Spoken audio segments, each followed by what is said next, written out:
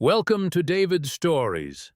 Today we follow Ray Harland, a devoted father betrayed by his son's deceitful scheme.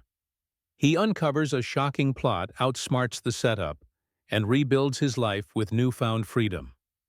Subscribe and hit the bell for weekly tales of truth and resilience. Share your thoughts below. Let's start the story. The air in the kitchen carried the weight of unspoken words, thick as the grease lingering from last night's meatloaf. I stood at the sink scrubbing a plate under scalding water, my calloused hands numb to the heat. The clock above ticked toward 6:45 p.m., its rhythm a mocking reminder of how time dragged in this house since Martha's passing. 5 years, and yet her absence still carved a hollow space in my chest, sharper tonight as I braced for another family dinner. My son Terry sat across the oak table. His broad shoulders hunched, his jaw tight. His wife Zella twisted her wedding ring, her eyes darting between us like a trapped animal. The overhead light cast harsh shadows, turning our faces into masks of tension. I'd always prided myself on being a builder, an engineer who could fix anything from bridges to broken dreams. But this family, this fractured unit of three, was a structure I couldn't mend. Not anymore.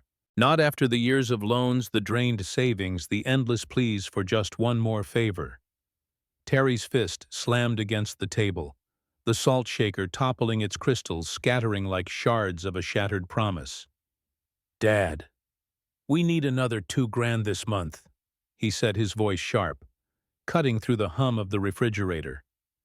My fork froze halfway to my mouth, a piece of cold meatloaf dangling on the tines. The words hit harder than his fist, each syllable a reminder of how far we'd fallen. I set the fork down, the metal clinking against the ceramic plate, loud in the sudden silence. 2,000, I repeated, my voice low, deliberate. For what? Terry. Another emergency, another deposit for an apartment you'll never move into? Zella flinched, her napkin pressed to her lips, muffling a sob. Her mascara was smudged, a dark crescent beneath her eyes. She'd been crying before dinner, I realized, though she'd tried to hide it with a fresh layer of makeup. Terry's face flushed anger or desperation, I couldn't tell. With him, the line had always been blurry. "You're being selfish," he snapped, leaning forward, his chair creaking under his weight.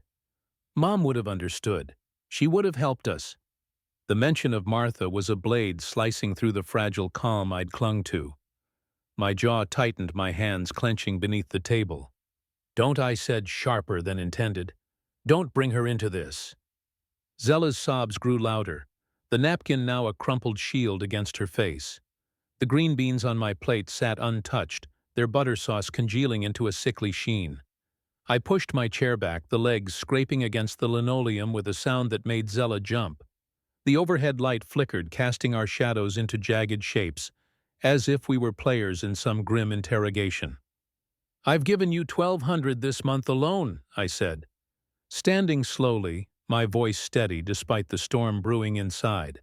"Before that, it was the wedding venue, the apartment deposit you never used, Zella's medical bills. I'm done, Terry. You're 28. It's time you stand on your own." Terry's breathing was heavy, ragged, his eyes burning with something I couldn't name.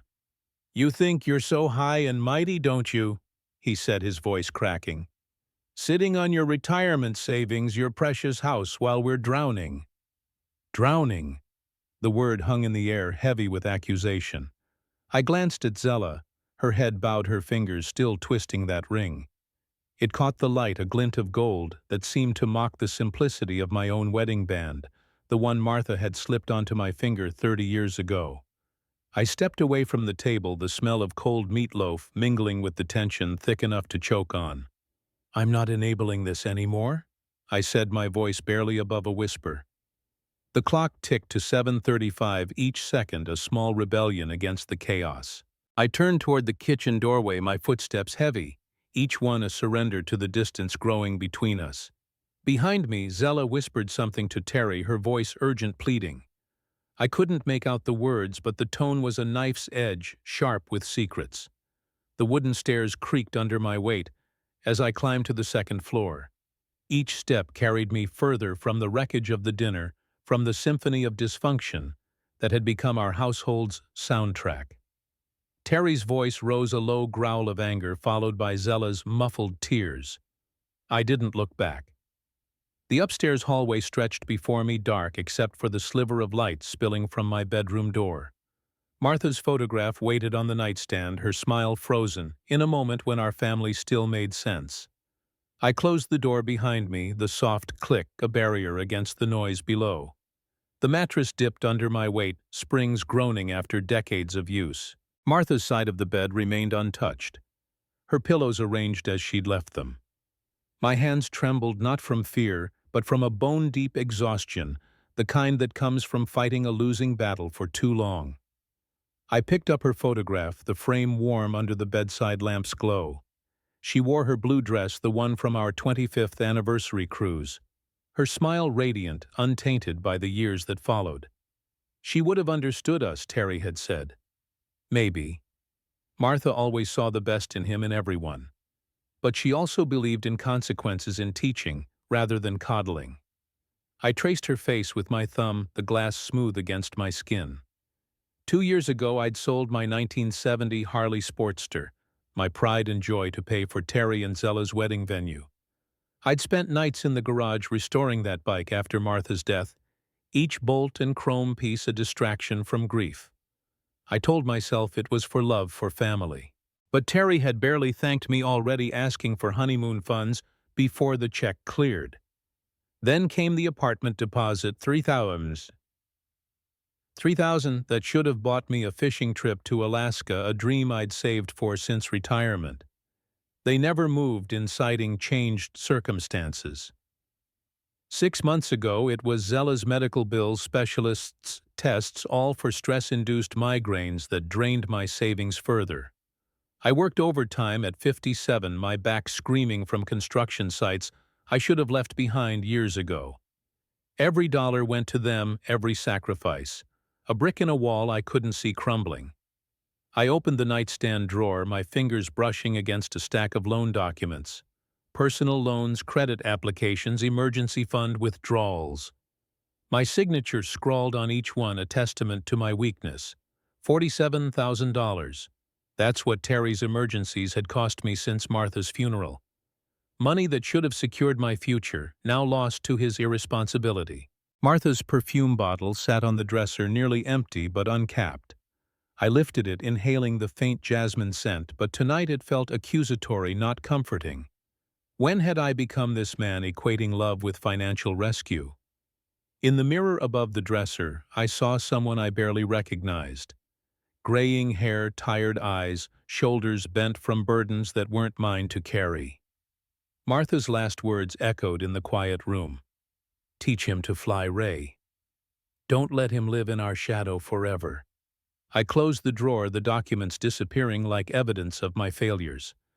Downstairs their voices had softened to urgent whispers. Terry's tone pleading now, Zella's responses sharp and clipped, as if giving orders. The house settled around me, its creaks and groans a familiar language. But something felt off, a subtle shift in the air, like the moment before a storm breaks. I stood moving to the window, the backyard bathed in twilight. The neighbor's dog barked at something unseen, a low, insistent warning. I scanned the shadows, half expecting to see a figure lurking, but there was only the empty patio, the grill cover flapping in the breeze. Then I saw it. My navy blue work backpack slung over a chair by the front door, its zipper slightly ajar. I hadn't touched it since yesterday, yet it looked disturbed. My pulse quickened, a prickle of unease crawling up my spine. I crossed the room, my footsteps silent on the worn carpet, and paused at the doorway. The hallway was empty, but the whispers below had stopped, replaced by the clink of dishes, a facade of normalcy. I descended the stairs, avoiding the third step that always creaked. The living room was dim, the overhead light casting long shadows. The backpack sat innocently enough, but my engineer's mind catalogued anomalies, the zipper's angle, the slight bulge in the main compartment. I knelt beside it, my fingers hovering over the zipper, when footsteps approached from the kitchen. Dad Terry's voice, too bright, too casual. "You okay?" I straightened, forcing a smile. "Just grabbing something," I said, my hand dropping to my side. He stood in the doorway, his silhouette framed by the kitchen light, a mug of coffee in his hand. His eyes flicked to the backpack, then back to me, a flicker of something guilt.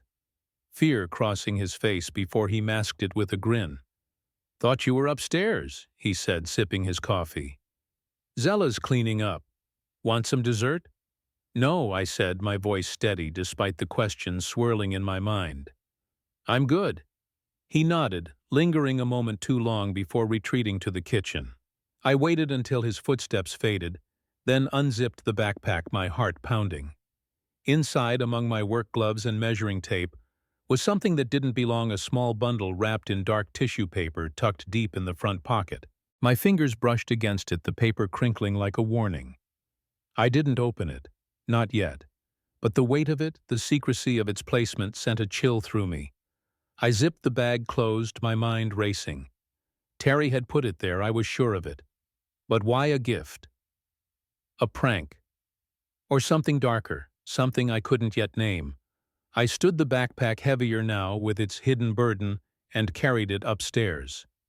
In my bedroom, I set it on the floor, my eyes drifting to Martha's photograph.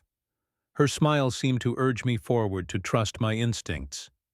I opened the nightstand drawer again, but this time I reached past the loan documents to a small locked box, a keepsake from my engineering days where I stored blueprints too personal to share. I unlocked it, placing the tissue-wrapped bundle inside the click of the lock, a promise to myself. Whatever Terry was playing at, I'd find out. But not tonight. Tonight I needed to think, to plan, to rebuild the strength I'd let slip away. The whispers resumed downstairs, softer now, conspiratorial. I sat on the edge of the bed, the darkness wrapping around me like a shield. Tomorrow I'd face whatever Terry had hidden. Tomorrow I'd start dismantling the lies. For now I let the house's silence settle over me, a quiet resolve taking root. This was my home, my life, and no one, not even my son, would take that from me. The morning light sliced through the kitchen blinds, casting slanted shadows across the linoleum, but it did little to warm the chill that had settled in my chest. I stood at the sink, the coffee maker's gurgle a familiar rhythm, its steam rising like whispers of doubt. Sleep had eluded me. My mind tethered to the tissue-wrapped bundle locked in my nightstand, a secret I'd plucked from my backpack last night, placed there by my son Terry, with a smile that hid something darker.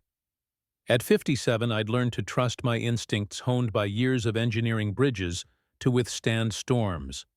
Now those instincts screamed that Terry was building something of his own, and I was its unwitting foundation. The house was still the kind of quiet that feels like a held breath before a confession. My flannel shirt smelled faintly of sawdust from the garage workshop, grounding me as I prepared for another day at the construction site. But my thoughts were far from steel beams and blueprints. They circled the bundle, its weight, its secrecy, a puzzle I couldn't yet solve. Outside, Mrs. Peterson's newspaper lay untouched in her driveway, and her dog's distant barking felt like a coded warning meant for me alone. I poured coffee into a chipped mug, its bitter scent sharp against the morning's softness, and braced for whatever the day would bring. Footsteps thudded on the stairs, uneven, hesitant. Terry appeared in the doorway at 7:05, his t-shirt wrinkled, boxer shorts sagging, his dark curls a chaotic crown. Shadows clung to his eyes, and he avoided my gaze, focusing instead on the coffee pot. "Morning," he mumbled, his voice rough, as if he'd wrestled his own demons through the night. "Coffee's fresh," I said, my tone neutral, my back to him as I rinsed a spoon under hot water. My engineer's mind catalogued his movements, the slight shake in his hands as he grabbed a mug, the tension in his shoulders when he thought I wasn't looking. The ceramic clinked against the pot, a small sound amplified by the silence between us.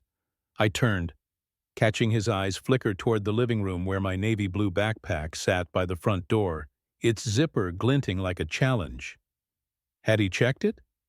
Did he know I'd moved his secret? "Thanks," he said, barely audible, and shuffled to the table. His fingers tightened around the mug, betraying a nervousness he couldn't hide. I sipped my coffee, watching him over the rim, noting the way he adjusted his posture, as if trying to erase the evidence of his unease. Zella entered moments later, her bathrobe tied tight. Her hair a tangled mess, yesterday's makeup smudged beneath puffy eyes. She'd been crying again, or perhaps she'd never stopped. "Good morning," she said, her voice fragile, a plea for peace that hung unanswered. I nodded, offering nothing more, and the silence stretched like a wire ready to snap, broken only by the coffee maker's final hiss and the faint rumble of the newspaper delivery truck outside. I moved to the sink, washing last night's dishes with mechanical precision plate rinse soap scrub. The water scalded my hands, but the burn was a welcome distraction, keeping my thoughts sharp. Behind me, Terry poured coffee, the liquid splashing slightly droplets, staining the counter like tiny accusations. Zella fumbled with the toaster, her movements jittery, and soon the acrid smell of burning bread filled the kitchen. She scraped the charred toast over the sink, black crumbs falling like the ashes of our family's trust. "I'm going out today," Terry announced, his voice defensive, as if I'd already challenged him. "Job interviews." I turned, meeting his eyes for the first time. They darted away, fixing on his mug, his fingers tightening until his knuckles whitened. "Take the house key," I said quietly, the words heavy with implication. He might not return. Or perhaps I wouldn't be here when he did. His face flushed, but he didn't argue, grabbing an apple from the counter instead of sitting for breakfast. His sneakers squeaked against the linoleum as he paced toward the doorway, then back, his nervous energy crackling like static. "Terry," I said, stopping him mid-stride. He turned, a flicker of hope in his eyes, quickly snuffed out as I continued. "Responsibility isn't a curse." The hope died. His jaw clenched, and without a word he stormed out. The front door slammed, the sound reverberating like a warning shot. Zella remained at the table, her burnt toast untouched, her eyes pleading for something I couldn't give. I poured my coffee into a travel mug, grabbed my keys, and headed for the garage. My truck's engine roared to life, its steady rumble a contrast to the chaos in my mind. As I backed out, Zella's silhouette lingered in the kitchen window alone, with the wreckage of our morning, her secrets as heavy as the bundle in my nightstand. The construction site was a symphony of noise, clanging steel, shouting workers, but it felt like a refuge from the storm brewing at home. I spent the morning measuring beams, my hands steady on the tools that had defined my life, but my thoughts were tethered to the mystery upstairs. What was in that bundle? Why had Terry hidden it in my backpack? The questions were splinters, sharp and persistent, burrowing deeper with every hour. By noon, I sat in my truck's cab, the air thick with the scent of stale sandwiches and diesel. My phone buzzed, a text from Terry lighting up the screen. "Big news, Dad. Tech Forge Solutions hired me. Senior IT consultant, start Monday. Can we celebrate tonight?" The words were too polished, too perfect, like a line rehearsed in front of a mirror. I stared at the screen, my thumb hovering over the reply button. "Great job, son. Proud of you. Let's grill tonight." I hit send, but the words tasted like deceit. Something was off, and I'd learned to trust the unease that prickled my skin. I drove home early, the afternoon sun low, casting long shadows across the suburban streets. Terry's car was in the driveway earlier than expected, a detail that set my nerves on edge. I parked, my boots crunching on the gravel, and entered through the back door. The kitchen was empty, the burnt toast smell lingering like a ghost. Voices drifted from the living room, Terry's animated. Zella's hushed, urgent, a conversation cut short as my footsteps echoed. I paused in the hallway, my work boots silent on the carpet. Through the doorway, I saw Terry standing by the front door, hunched over my backpack. His movements were quick, furtive, nothing like the confident son who'd texted about a new job. My grip tightened on the lunch cooler I still carried, my heart thudding. He glanced around, missing me in the shadowed hallway, then unzipped the backpack's main compartment. From his pocket he pulled another small bundle, wrapped in dark tissue paper identical to the one I'd found last night.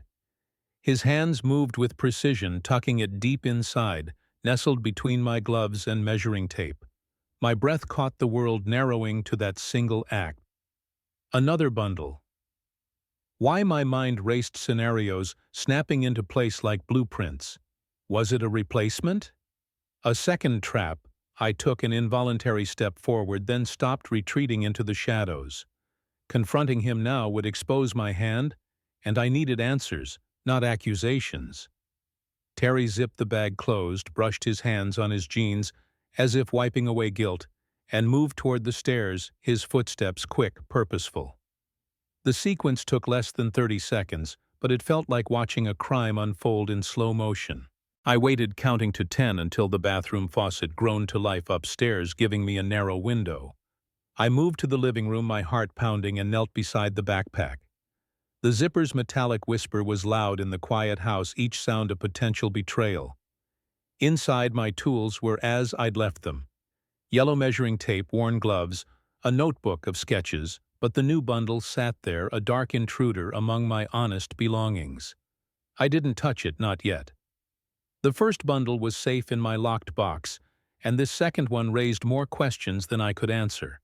I stood the backpack, heavier now with its hidden weight, and carried it to my bedroom, locking the door behind me. The house felt alive, its creaks and groans a language of warning. I retrieved the first bundle from the locked box, comparing it to the second, still in the backpack. They were identical, same size, same dark tissue paper, same faint crinkle. My pulse quickened. Was Terry doubling down on his scheme? Or was this something else, a deeper layer I hadn't uncovered? I sat on the bed, Martha's photograph watching from the nightstand, her smile a quiet urging to trust my instincts. The second bundle was a clue, a piece of a machine I didn't yet understand. I couldn't confront Terry without knowing more, but I could prepare. I locked both bundles in the box, the click a promise to myself. Whatever he was planning, I'd be ready. The backyard called, the grill needing attention for the celebration Terry had proposed. I uncovered it, the black cover flapping in the breeze, and began scrubbing the rhythm, grounding me. Terry appeared on the patio, his shirt crisp, freshly ironed, an anomaly that pricked my suspicion. "Hey, Dad?" he said, his voice too bright. "Ready for tonight, burgers, Zella's potato salad, the works." I nodded, not turning from the grill. "Sounds good," I said, masking the storm inside. He leaned against the railing, the picture of a dutiful son, but I saw the cracks, his twitching fingers, the way his eyes darted to the house. "This job's a game changer," he continued. 65 grand benefits, the whole package. A fresh start." His words were rehearsed, each one a brick in a wall of lies. I glanced at him, catching the nervous adjustment of his collar. "Proud of you," I said, the words hollow, my eyes flicking to the backpack through the kitchen window. It sat there, a silent accusation, its contents a mystery I'd unravel before the night ended. The evening stretched ahead, a battlefield of secrets, and I was ready to fight. The backyard glowed under the fading light of dusk, the grill's charcoal flickering like embers of a dying star. I stood alone, the spatula in my hand, a useless prop, the scent of lighter fluid sharp in the evening air. My mind wasn't on the burgers Terry had requested or the celebration he'd proposed. It was on the 2 tissue-wrapped bundles locked in my nightstand, their weight heavier than the steel beams I'd spent 30 years measuring. What was my son hiding? Why had he placed not 1 but 2 identical packages in my backpack, each move cloaked in secrecy? The questions coiled around me, tighter than the smoke curling from the grill. Terry's voice drifted from the kitchen, bright and performative, calling to Zella about potato salad. Through the window I saw her moving, her silhouette a shadow play of normalcy, chopping vegetables with a knife that glinted too sharply under the fluorescent light. But nothing about this evening felt normal. The neighbor's dog barked again, a low, insistent warning that echoed the unease in my gut. I wiped my hands on the towel draped over the grill handle, my engineer's mind calculating angles, probabilities, risks. Whatever Terry had planned, I wouldn't be caught off guard. "Dad, how are those coals coming along?" Terry's voice carried from the patio door, his tone dripping with false cheer. I didn't turn, keeping my eyes on the glowing embers, their heat a mirror to the anger simmering beneath my calm exterior. "Almost ready," I said, my voice steady, masking the storm inside. "Just need a few more minutes." His footsteps approached the wooden deck, creaking under his weight. In my peripheral vision, I saw him lean against the railing, arms crossed, the picture of a dutiful son. But I couldn't unsee his furtive movements. By the backpack, the careful way he'd tucked that second bundle inside his hands, brushing his jeans as if wiping away evidence. My fingers tightened on the spatula, the metal cold against my palm. "You know what, son?" I said, turning to face him, my eyes locking onto his. "I think I left my work gloves in the garage. Mind grabbing them while I tend to this fire?" His smile flickered a crack in his facade, but he recovered quickly. "Sure thing, Dad. No problem." He headed inside his stride, too casual, too practiced. I watched through the kitchen window as he passed the backpack without a glance, his performance flawless. Too flawless. My stomach twisted, suspicion hardening into certainty. Whatever was in those bundles, it wasn't a gift. It was a trap. The moment he disappeared upstairs, the bathroom faucet groaned to life, a signal I had minutes to act. I moved quickly, my boots silent on the deck, and slipped into the kitchen. Zella looked up from her cutting board, her eyes wide, the knife pausing mid-chop. "Just grabbing some seasoning," I said, my voice light, betraying nothing. She nodded, her fingers trembling as she resumed slicing, but her gaze followed me sharp with something I couldn't name, fear perhaps, or guilt. The living room was dim, the overhead lamp casting long shadows across the furniture. My backpack sat by the front door, its zipper glinting like a challenge. Every creak of the house seemed amplified, a chorus warning me to tread carefully. I knelt beside the bag, my heart hammering, and unzipped the main compartment. My work tools were there, yellow measuring tape, leather gloves, spiral notebook filled with project sketches, but the second bundle was nestled among them, a dark secret in tissue paper. My fingers probed deeper, finding it exactly where Terry had placed it, its weight familiar, identical to the first. I unwrapped it carefully, the paper crinkling like gunfire in the quiet room. The object inside stole my breath, a diamond ring, its massive center stone, surrounded by smaller gems set in what looked like platinum. The facets caught the lamplight, throwing rainbow prisms across the coffee table, each sparkle a question I couldn't answer. This wasn't costume jewelry. Its weight screamed value, $15,000, maybe $20,000, far beyond anything Terry could afford, even with his supposed new job at TechForge Solutions. I sank into the nearest chair, my legs unsteady, the ring burning in my palm. Where had he gotten this? Why hide it in my bag? My mind raced scenarios, snapping into place with the precision of a blueprint. If this was stolen, Terry had made me an unwitting accomplice. If he planned to claim I'd taken it, he was setting me up for something far worse. The faucet upstairs shut off footsteps crossing the bathroom floor. Time was running out. I rewrapped the ring, my hands shaking, and placed it back in the backpack, mimicking Terry's careful placement. But the first bundle, still locked in my nightstand, gnawed at me. Were they the same? Different? I needed to know. I grabbed the backpack, moving swiftly to my bedroom, locking the door behind me. The house felt alive, its walls watching its silence, judgmental. I retrieved the first bundle from the locked box, comparing it to the second.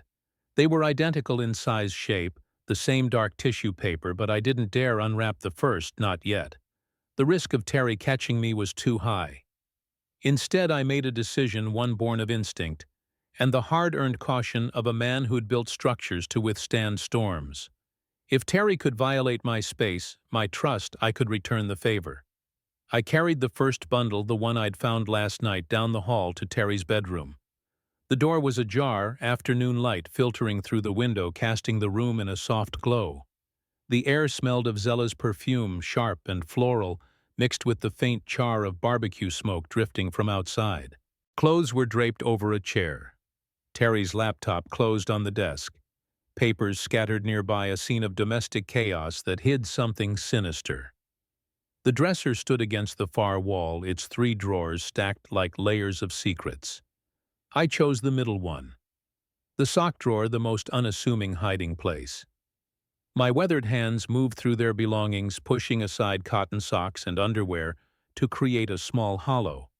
The tissue paper crinkled softly as I nestled the first ring deep inside, exactly where it would be found if someone came looking. If Terry wanted to play games with evidence, he'd learn I could rewrite the rules. "Dad, these are looking perfect out here." Terry's voice cut through the silence, bright with enthusiasm, or a masterful imitation of it. I closed the drawer, ensuring nothing looked disturbed, and stepped to the window. Through the glass, I saw him arranging plates on the patio table, his movements casual, confident. He had no idea that 30 feet above him his plan was unraveling. My heartbeat thundered, but my hands were steady, my engineer's precision guiding me. I moved back to the hallway, avoiding the creaky third step, and grabbed a bottle of steak sauce from the pantry as my excuse for being inside. Through the kitchen window, Terry waved, all smiles and family warmth, the perfect son celebrating a new beginning. But I saw the cracks in his facade, the nervous glance toward the house, the way his fingers twitched. Whatever he was planning, I just shifted the board in my favor. I stepped onto the patio, the sauce bottle cool against my palm. "How do you want these steaks?" Terry called, flipping a burger with a flourish. "Medium rare," I replied, my voice calm despite the fire in my chest. The ring in my pocket, the second one still wrapped, felt like a lead weight, a constant reminder that nothing about this evening was what it seemed. I set the sauce on the table, my eyes scanning the backyard, the shadows lengthening as night crept closer. The neighbor's dog had stopped barking, leaving only the hum of crickets and the distant murmur of traffic. The world felt off-kilter, as if it too sensed the betrayal brewing. I returned to the grill, the coals glowing red-hot, ready for cooking, but my appetite had vanished. The ring's brilliance haunted me, its implications a puzzle I couldn't yet solve. Was it stolen? A bribe? A plant to frame me? My mind churned through possibilities, each darker than the last. Terry's job offer, his sudden enthusiasm, the carefully placed bundles, they were pieces of a machine I didn't understand, but I'd dismantle it piece by piece. "Dad, you okay?" Zella's voice startled me, soft and tentative. She stood at the kitchen door, a bowl of potato salad in her hands, her eyes searching mine. For a moment I saw Martha in her, the same quiet strength, the same capacity for love, but it was buried beneath layers of complicity, her loyalty to Terry a chain I couldn't break. "Fine," I said, turning back to the grill. "Just thinking about the fire." She lingered, then retreated inside, her footsteps fading. I flipped a burger, the sizzle a distraction from the questions burning hotter than the coals. Terry rejoined me, his energy relentless, chatting about his new job, the salary, the benefits. Each word felt like a performance, a script designed to lull me into complacency.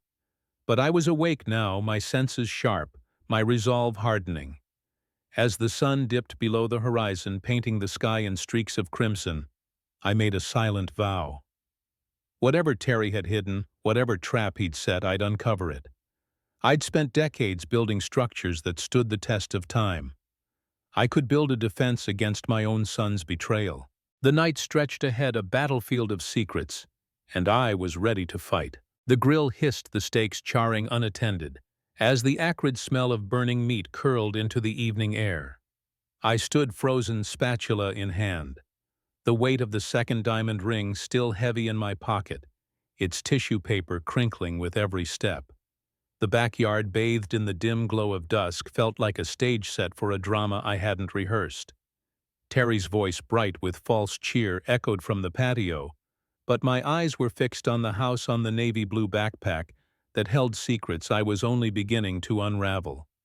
My engineer's mind churned, piecing together the puzzle, two identical bundles, one now hidden in Terry's sock drawer, the other burning a hole in my pocket. What was he planning? And why did it feel like the ground beneath me was shifting? The sudden slam of car doors cut through the suburban quiet like gunfire, sharp and jarring.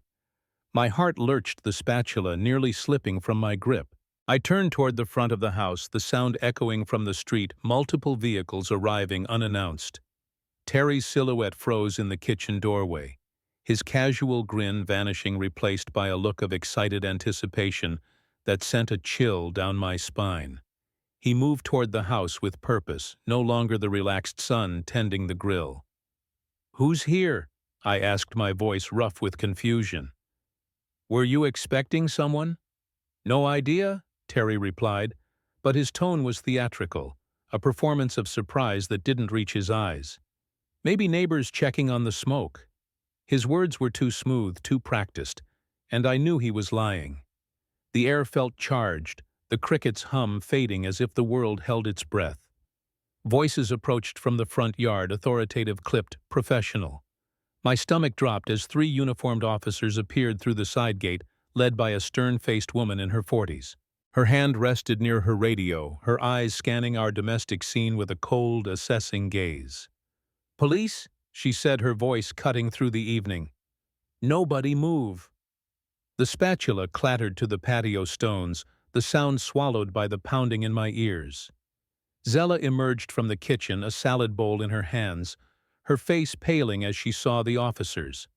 The bowl slipped lettuce, scattering across the red brick like confetti at a funeral. Terry moved toward the lead officer, his finger pointing at me, steady and sure.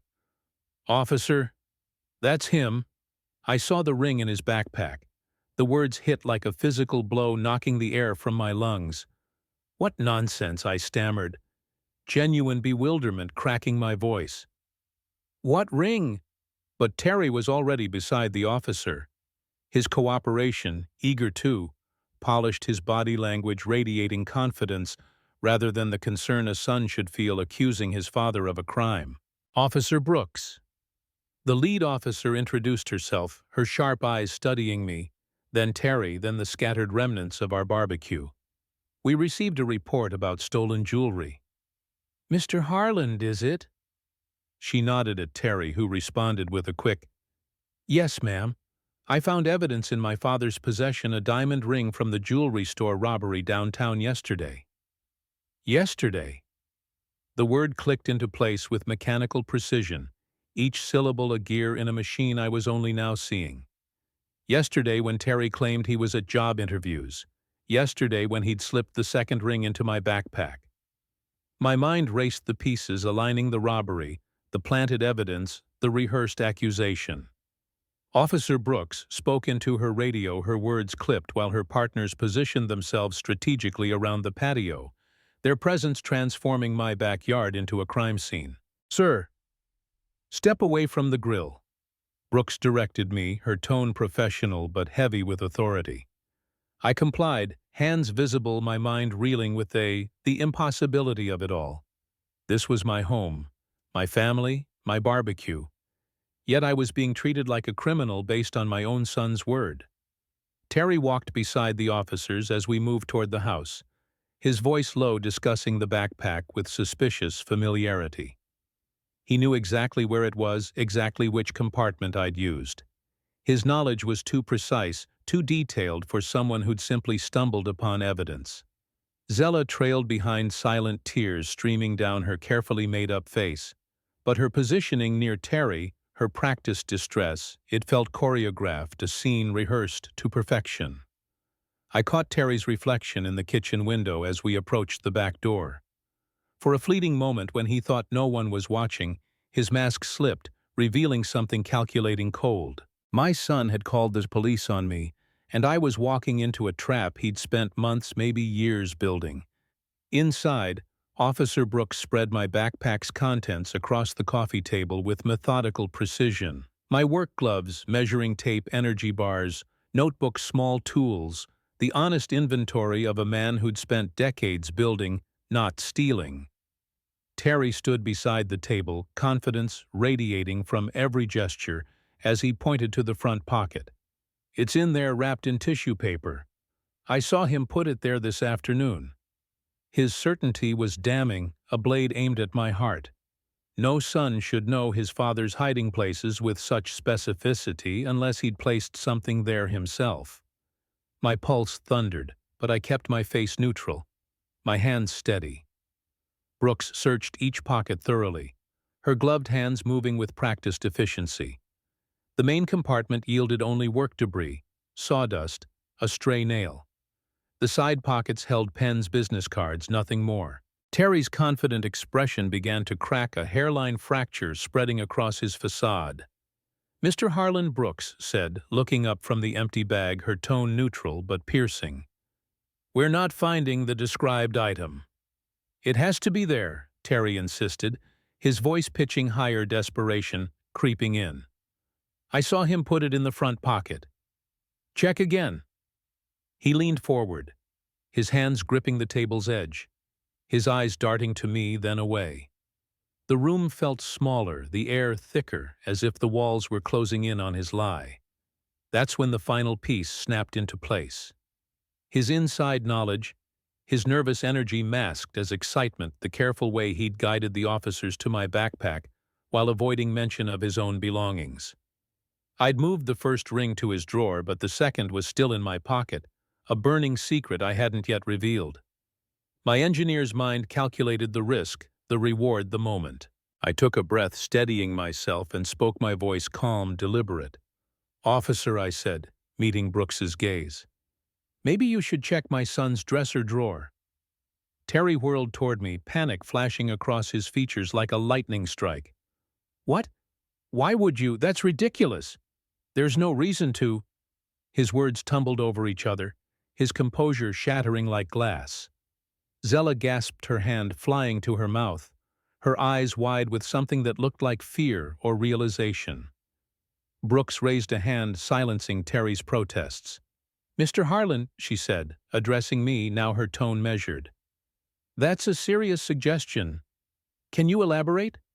I kept my eyes on her, avoiding Terry's frantic stare. "I saw him acting strangely near my backpack earlier today," I said, each word chosen with precision. "If there's something to find, it might be in his room. Middle drawer, maybe." I let the implication hang, a quiet challenge. Terry's protests grew louder, more frantic. "This is harassment. You can't just search our private."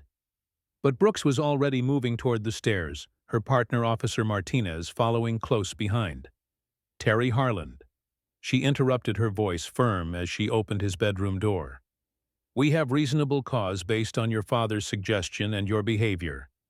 The stairs creaked under our collective weight. As we climbed, Terry's voice, a rising tide of panic, Zella's silent tears a counterpoint. The hallway felt narrower, the family photos lining the walls like witnesses to our unraveling. Martha's smile watched from a frame, her eyes seeming to urge me forward.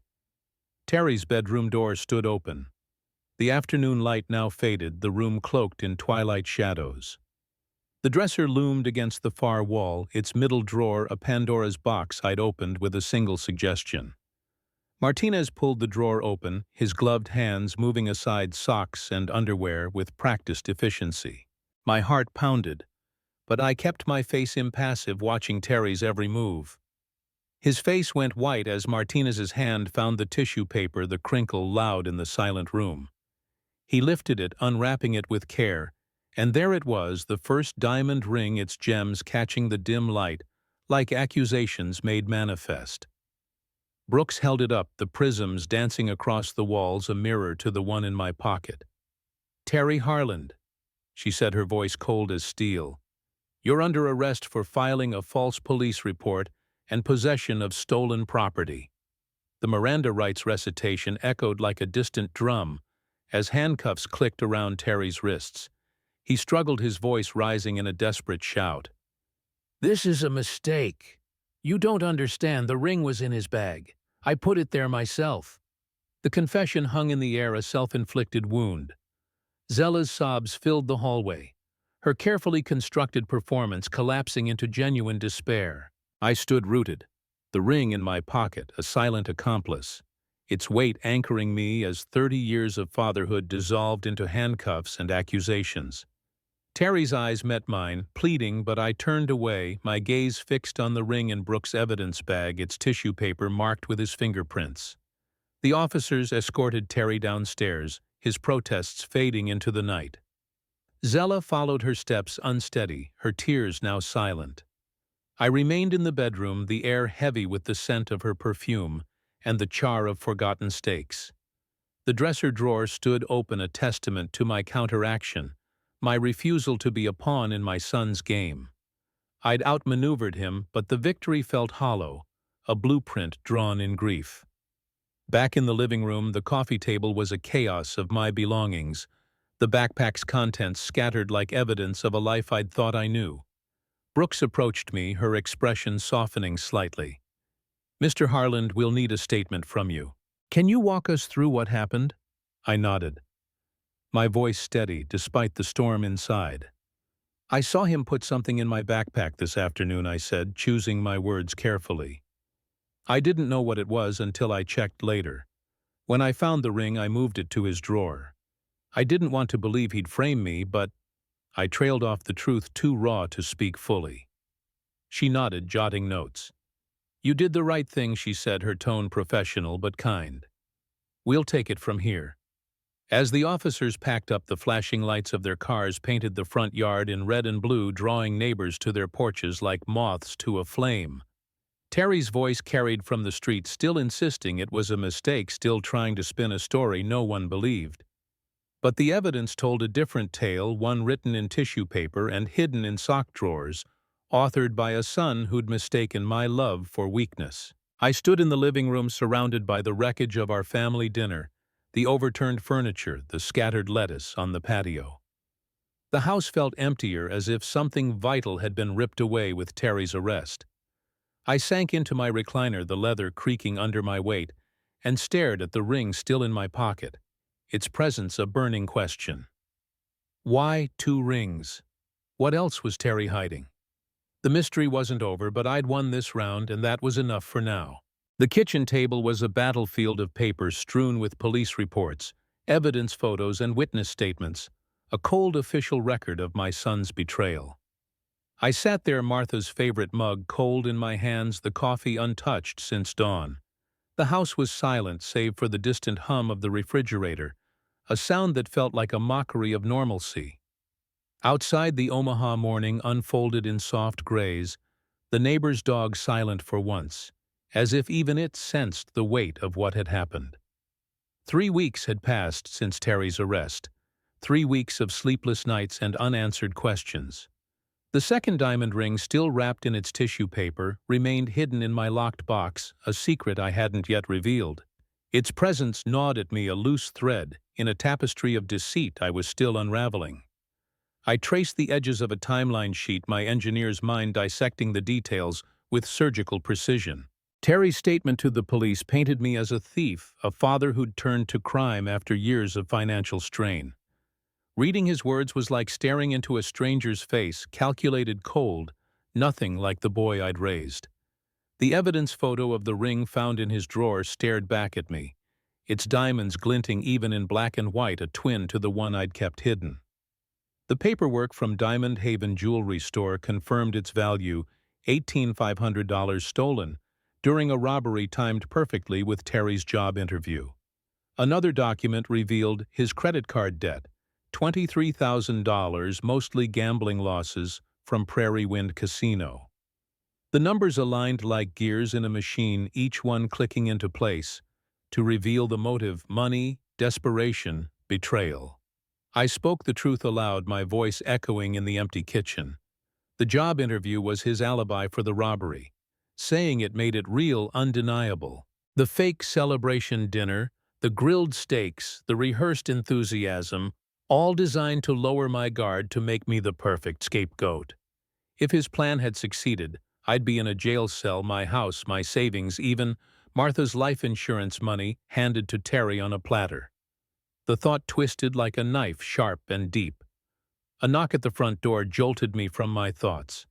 Through the window I saw Cecil's familiar silhouette, his posture heavy with concern. I'd known this moment would come. The neighborhood had been buzzing with rumors since the police cars lit up our street. "Ray," Cecil said as I opened the door, his voice gentle like he was approaching a wounded animal. He held 2 cups of coffee, his retired cop eyes scanning the chaos on my table. "Saw the news this morning. Thought you might need company." "Come in," I said, stepping aside. Cecil had seen betrayal in his years on the force, but his sagging shoulders told me he felt this one personally. He settled across from me, his gaze sweeping the police reports with professional assessment, but his friend's heart showed in the lines of his face. "This looks like a sophisticated frame-up," he said, his finger tracing Terry's timeline on the sheet. "Your son knew exactly how to manipulate the evidence. The robbery timing, the planted ring, even Zella's alibi testimony. If you hadn't moved that ring—" "I don't know why I did," I admitted, my voice low. "Instinct, I guess. Something felt wrong that night. Your instinct saved you from a felony conviction," Cecil said, his tone grim. "They had every detail planned. If you'd gone to prison, Terry would have inherited everything: house savings, Martha's insurance. Perfect crime if you hadn't been smarter than he thought." I gathered the papers into neat stacks, my hands moving with the precision of a man who'd spent decades organizing chaos. Evidence timeline, financial motive, consequences, each stack a piece of my son's willingness to sacrifice me for his gain. "I need legal advice," I said finally. "About the house, Zella living here, protecting what's left."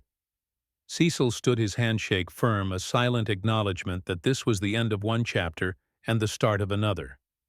"Let's get you to a lawyer, Ray. Time to think about your future, not their betrayal."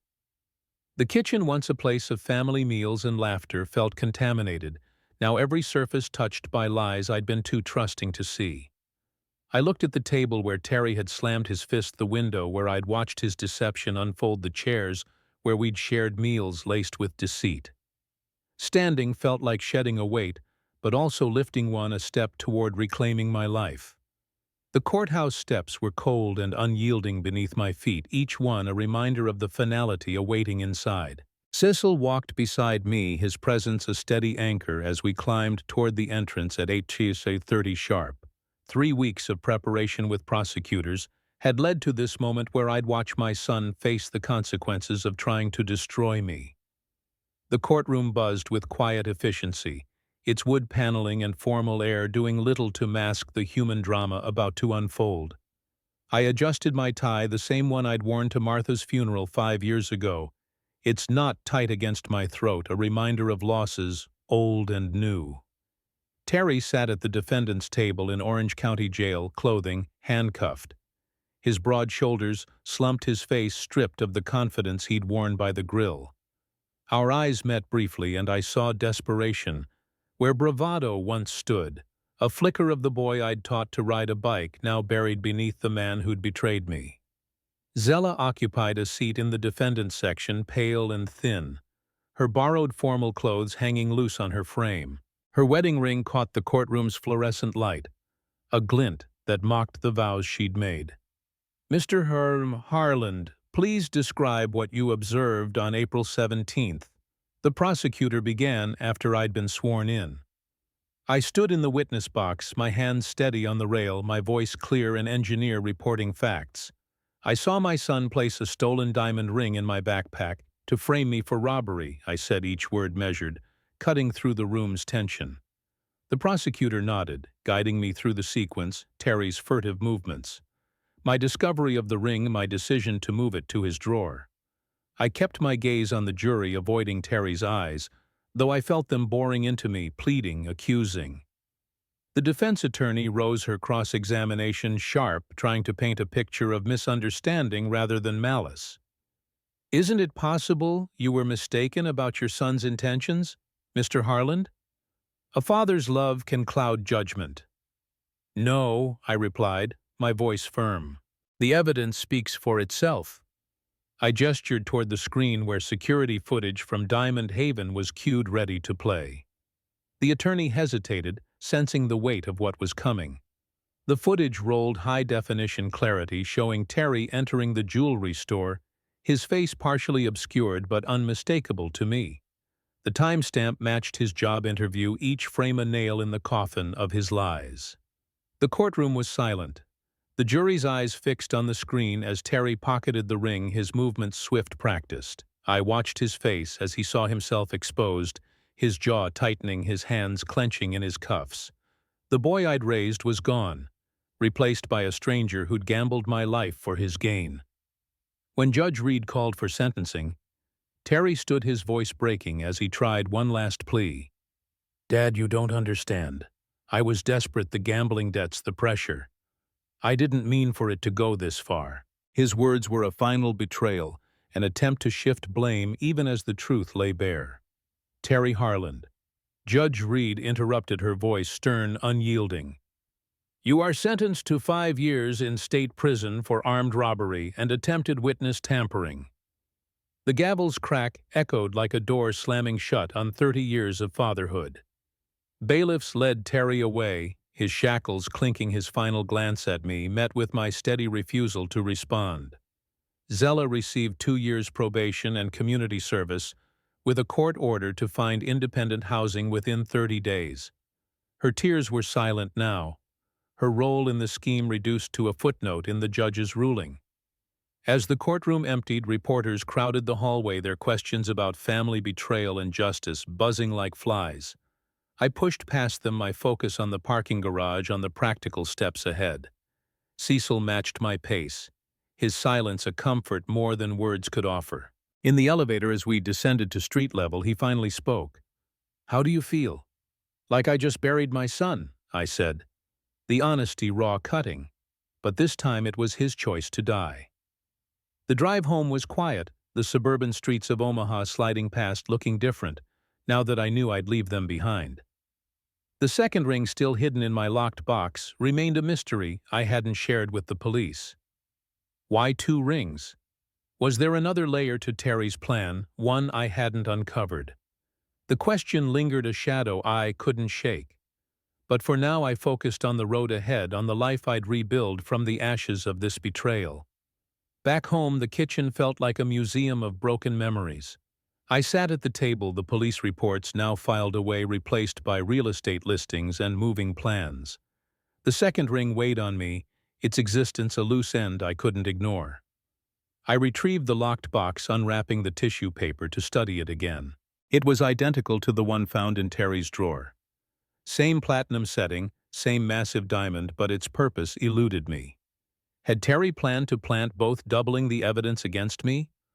Or was it a backup, a failsafe for a scheme I'd only partially thwarted? I locked it away again, resolving to investigate later, after the dust of the trial settled. For now, I had a house to sell, a future to secure. The realtor, Mrs. Henderson, had been patient, understanding the trauma that slowed the process.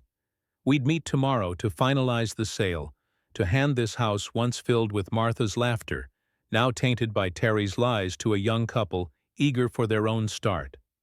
I stood, moving to the window, the backyard dark now, the grill cold.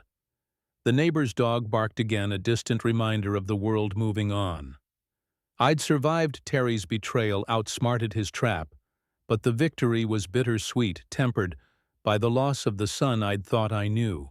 Martha's photograph watched from the nightstand as I climbed the stairs, her smile a quiet promise. I could rebuild not just structures, but a life. The trial had closed one chapter, but another waited, and for the first time in years I felt the stirrings of hope. The morning sun spilled through the kitchen window, painting the empty table in hues of gold, but it couldn't erase the ghosts lingering in the room. Moving boxes lined the hallway, sentinels guarding my escape from a house that had once held love, but now cradled only betrayal. I stood at the counter, Martha's photograph in my hand, her smile a quiet anchor as I prepared to leave Omaha behind. The second diamond ring, still locked in my nightstand box, remained an unsolved mystery. Its purpose a shadow I'd carry into my new life. I hadn't told the police about it, not yet. Its existence felt like a final secret Terry had left, one I'd unravel in my own time. The realtor, Mrs. Henderson, arrived at 10 Herrero sharp, her clipboard, a symbol of closure. We sat at the kitchen table where Terry's fist had once slammed, where lies had been served alongside meals. The paperwork transformed ownership to a young couple, their excitement a stark contrast to the weight I'd carried here. Keys to your Denver apartment, Mrs. Henderson said, handing me a small envelope. 1-bedroom, mountain view, just as you requested. I nodded, the envelope light in my hand, but heavy with possibility. Thank you, I said, my voice steady, a builder ready to construct a new foundation. Cecil appeared in the doorway, his arms crossed, his presence a reminder of the friend who'd stood by me through this storm. His handshake lingered, a silent vow of support. "Promise you'll visit within 6 months," I said, meaning it. "Promise you'll answer your phone when I call," he replied.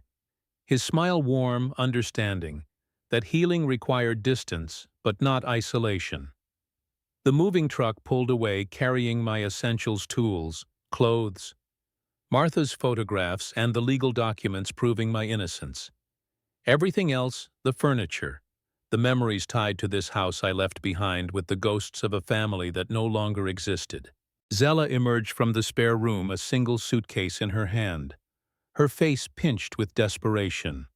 The court had ordered her to leave today, her future uncertain while mine pointed toward freedom. "Ray, please reconsider," she said, positioning herself between me and the front door.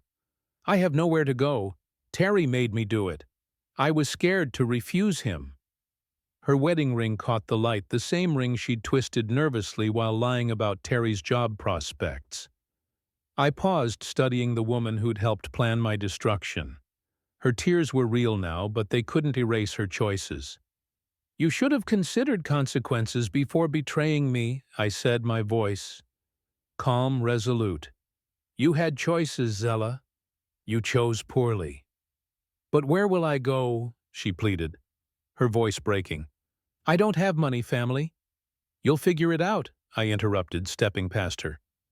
"People who survive betrayal usually do."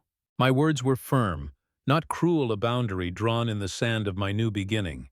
I carried a box to the garage where my pickup waited, loaded with the essentials of a life I'd rebuild on my terms. New Colorado license plates, a new address, a new phone number. The infrastructure of reinvention was complete. I walked through the house one final time, my boots echoing in the empty rooms. I removed Terry's photographs from the walls, leaving nail holes as evidence of a past that no longer defined me. The second ring, still locked away, was a question I'd answer later, when distance dulled the pain. For now, I focused on the road ahead. Zella stood on the sidewalk as I backed out of the driveway, her suitcase at her feet, her figure shrinking in the rearview mirror. I remembered teaching Terry to ride his bike here 20 years ago, his laughter echoing in a time before deceit. Good memories couldn't erase betrayal, but they also couldn't stop me from choosing happiness. The interstate stretched before me, signs pointing toward Denver, toward mountains that promised elevation and perspective.